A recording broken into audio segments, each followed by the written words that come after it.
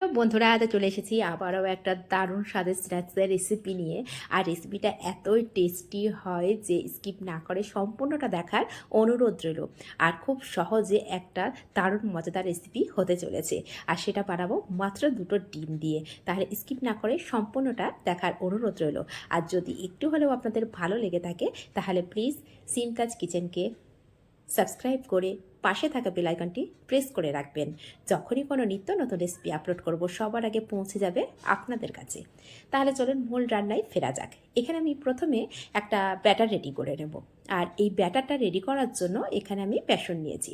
এই বেসন এখানে পরিমাণ মতো নিতে হবে, যতটা পরিমাণে বানাবো তো ততটা পরিমাণ বুঝে নিতে হবে। তো এখন দিয়ে দিলাম স্বাদ অনুযায়ী লবণ। তো এখানে আমি 5 থেকে 6 চামচ, চা চামচের 6 চামচ মতন আমি এখানে বেসন নিয়েছি। আর এর মধ্যে দিয়ে দিলাম সামান্য কালো জিরে দিয়ে খুব ভালো করে একটু মিশিয়ে নিয়ে অল্প অল্প জল দিয়ে একটা স্মুথ ব্যাটার রেডি করে নেব। আর অল্প অল্প জল দিয়ে ব্যাটারটা করলে এর মধ্যে কোনো লাম্পস থাকে না, সেই জন্য অল্প অল্প জল দিয়ে ব্যাটারটা রেডি করে নিতে হবে। আর স্ন্যাক্সটা যাতে কালারটা একটু ভালো আসে সেই জন্য দিয়ে নেব সামান্য একটু হলুদ গুঁড়ো। এতে করে স্ন্যাক্স যেটা করতে চলেছি সেটার কালারটা অনেকটাই সুন্দর আসবে। তো এখন অল্প অল্প জল দিয়ে ব্যাটারটা একদম রেডি করে নিয়েছি। আর ব্যাটারটা এখন একটু পাতলা আছে।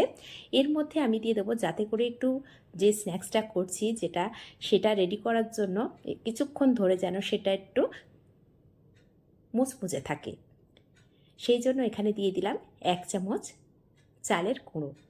আপনাদের হাতের কাছে যদি চালের গুঁড়ো থাকে অবশ্যই ব্যবহার করবেন, এতে অনেকক্ষণ ক্রিস্পি ভাবটা থাকবে। তো এখন ব্যাটারটাকে আমি সাইড করে রেখে দেব। দিয়ে এদিকে আমি স্ন্যাক্সটা রেডি করব ডিম দিয়ে। তো তার জন্য এখানে আমি ডিমের একটা মিশ্রণ রেডি করব। তো প্রথমে একটা বড় সাইজের পেঁয়াজ কুচি নিয়েছি আর স্বাদ অনুযায়ী লঙ্কা কুচি নিয়েছি। লঙ্কাটা অবশ্যই নিজেদের পছন্দ অনুযায়ী কম বেশি করে নিতে পারেন। দিয়ে এর মধ্যে দিয়ে দেবো স্বাদ অনুযায়ী লবণ, দিয়ে লবণের সঙ্গে পেঁয়াজ লঙ্কাটা ভালো করে মিশিয়ে নেব। এখানে যদি হাতের কাছে ধনেপাতা কুচি থাকে অবশ্যই দিতে পারেন, এতে করে টেস্টটা আরও বেড়ে যাবে। তো আমার হাতের কাছে ছিল না বলে আমি ব্যবহার করিনি। এখন আমি দিয়ে দেব দুটো ডিম ফাটিয়ে দিয়ে দিলাম, দিয়ে ভালো করে মিশিয়ে নেব। নিয়ে আমরা যেমন ডিমটা ভাজা করি ঠিক একই রকমভাবে ডিমটা ভাজা করে নেব। আর এই টেস্টটা এতটাই টেস্টি, বিশেষ করে গরম গরম পরিবেশন করে দেখবেন ভীষণ টেস্টি হয়। একবার হলো বাড়িতে এই অল্প সামান্য কিছু উপকরণ দিয়ে এই রেসিপিটা স্ন্যাক্সে বানিয়ে নিতে পারেন। আর চা তৈরি করতে করতেই কিন্তু রেসিপিটা একদম রেডি হয়ে যাবে। তো কথায় কথায় এখানে ডিমটা ফেটানো আমার একদম রেডি হয়ে গেছে। আর এদিকে গ্যাসের উপরটা তাওয়া বসিয়ে দিয়েছিলাম। তাওয়াটা খুব ভালো করে একটু গরম করে নিয়েছি, নিয়ে এর মধ্যে আমি সর্ষের তেল দিয়ে দিয়েছি। এখানে চাইলে আপনারা যে কোনো রান্নার তেল ব্যবহার করতে পারেন, তো আমার হাতের কাছে সর্ষের তেল ছিল সেটাই ব্যবহার করেছি। তো তেলটা খুব ভালো করে গরম করে নিয়েছি, নিয়ে এখন দেখুন সম্পূর্ণ যে ডিমের মিশ্রণটা রেডি করে রেখেছি সেটাকে দিয়ে দিলাম। আর দিয়ে মাঝখানের দিকে ডিমের যে ব্যাটারটা আছে সেটা কিন্তু এক জায়গায় জড়ো হয়ে গেছে, সেই জন্য আমি ছোটো চামচ দিয়ে একটু সাইড করে দিচ্ছি যাতে করে সমস্ত সাইডটা সমান হয়। তো এইভাবে ডিমের ব্যাটারটা চারিদিক দিয়ে আমি কিন্তু ছড়িয়ে দিচ্ছি। দিয়ে একটা সাইড যখন হালকা একটা কালার চলে আসবে না তখন একটু উল্টে পাল্টে দেবো। তো দেখুন খুব হালকা হাতে আমি উল্টে পাল্টে দিলাম। আর এই সাইডের কালারটা কতটা সুন্দর এসেছে, ঠিক একই রকম অপর সাইডের কালারটাও ঠিক এরকম করে দেখে নিতে হবে যেন কালারটা একটু ভালো আসে। তো এর মধ্যে ভাজাটাও আমার রেডি হয়ে গেছে। এখন মাছ বরাবর কেটে নিচ্ছি, নিয়ে ছোট ছোট করে পিস করে নিচ্ছি। তো পিসটা কেমন করছি সেটা একটু খেয়াল করলেই বুঝতে পারবেন।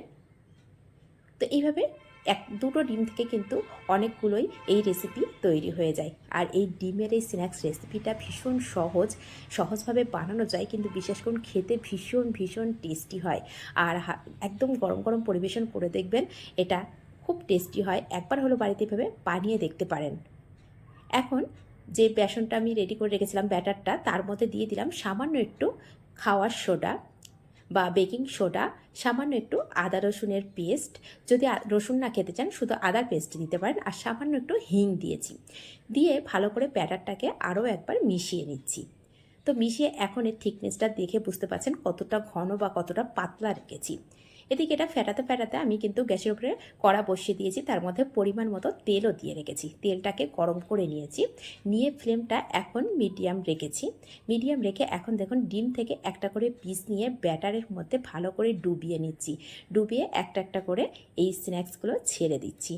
আর ডিমের এই স্ন্যাক্সটা খেতে ভীষণ ভীষণ সুন্দর। আবারও বলছি, একবার হলেও কিন্তু এভাবে বাড়িতে বানিয়ে দেখতে পারেন। যদি এইভাবে বানান কমেন্ট করতে কিন্তু একদমই ভুলবেন না। আর যতটা বলছি টেস্ট, ততটাই টেস্ট লেগেছে কিনা সেটা তো অবশ্যই কমেন্ট করবেন। আর রেসিপিগুলো কেমন লাগছে সেটাও কমেন্ট করতে ভুলবেন না।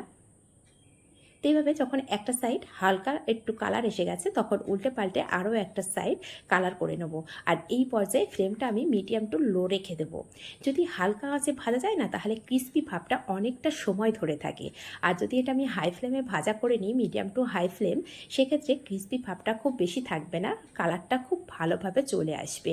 ক্রিস্পি ভাব কিন্তু অত টাইম ধরে থাকবে না। সেজন্য চেষ্টা করবেন প্রথমে হালকা করে স্ন্যাক্সগুলো দেওয়ার পরে 2-1 মিনিট পরেই কিন্তু একদম ফ্লেমটা লো টু মিডিয়াম দিয়ে ভাজা করবেন। এতে করে ক্রিস্পি ভাবটা অনেকটাই থাকবে। আর এখন দেখুন কালারটা কতটা সুন্দর চলে এসেছে, একদম ন্যাচারাল কালার দেখাচ্ছি। খুব সুন্দর কালার এসেছে আর দেখেই বোঝা যায় যে এরা কতটা ক্রিস্পি হতে পারে। তো বাকি যেগুলো আছে সেগুলো ঠিক একইভাবে আমি ভাজা করে নেব। আর এখানে আমি যেভাবে ব্যাটারটা করেছি, যদি আপনাদের মনে হয় ঘন, সেখানে সামান্য একটু জল মিশিয়ে নিতে পারেন। কিন্তু প্রথমে ব্যাটারটা দেখেছেন একদম ঘন করে ব্যাটারটা করেছি, ঠিক এইভাবে ব্যাটারটা করার চেষ্টা করবেন। এতে করে স্ন্যাক্সগুলো দেখতেও ভালো লাগবে আর খেতেও ভীষণ টেস্টি লাগবে।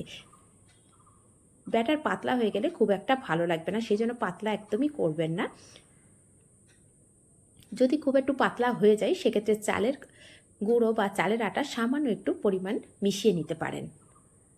তো এইভাবে ঠিক একইভাবে বাকিগুলো আমি ভাজা করে নিচ্ছি। দেখুন কালারগুলো কতটা সুন্দর আসছে। আর এইভাবে সমস্তটা ভাজা করে আপনাদের সামনে সার্ভ করে দেখাচ্ছি। দেখুন দেখতে কতটা সুন্দর হয়েছে। আর এখন আমি বলে বোঝাতে পারছি না, এটা ভীষণ ক্রিস্পি ভাবও চলে এসেছে। তাহলে দুটো মাত্র ডিম দিয়ে কিন্তু অনেকটাই স্ন্যাক্সটা তৈরি করে নেওয়া যায়। এটা নিজেদেরও সন্ধ্যার সময় স্ন্যাক্স হিসেবে ব্যবহার করতে পারেন বা বাড়িতে কোনো গেস্ট আসলে খুব সহজে দিতে পারেন। এটা ভীষণ টেস্টি হয়। আর রেসিপিগুলো কেমন হচ্ছে তাহলে অবশ্যই কমেন্ট করবেন।